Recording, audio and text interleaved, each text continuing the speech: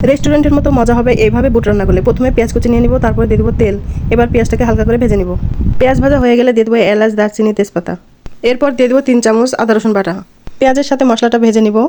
মশলা ভাজার সময় গায়ে ছুটে পড়ে, সেজন্য দিয়ে দিতে হবে হলুদ। এখন হলুদ দিয়ে কষাই নিব। মশলা কষানোর জন্য দিয়ে দেবো সামান্য পরিমাণে পানি। তারপরে দিয়ে দেবো টমেটো। এবার দিয়ে দেবো কাঁচামরিচ, লবণ, ধনিয়ার গুঁড়া, মরিচ গুঁড়া। এরপরে মশলাটাকে ভালোভাবে কষিয়ে নিব। কষানো হয়ে গেলে দিয়ে দেবো আগে থেকে সেদ্ধ করা বুট আর আলু। আলু দিলেও হবে, না দিলেও হবে, যে পছন্দ করে সে দিতে পারে, না পছন্দ করলে না দিলেও হবে, কিন্তু আলুটা দিলে একটু বেশি মজা লাগে। মশলার সাথে বুট ভালোভাবে কষিয়ে নিব। কষানো যত ভালো হবে বুট ভুনা তত মজা হবে। কষানো হয়ে গেলে দিয়ে দেবো 1 কলসি পানি। বেশি পানি দেওয়া হবে না, 1 কলসি পানি দিলেই হবে। পানি দেওয়া হয়ে গেলে ঢাকনা দিয়ে ঢেকে দেবো সেদ্ধর জন্য। মাঝে মাঝে ঢাকনা তুলে একটু নাড়ানাড়ি করলেই হয়ে যাবে। বুট আগে থেকে সেদ্ধ আছে, সেজন্য বেশি সেদ্ধ করা লাগে না।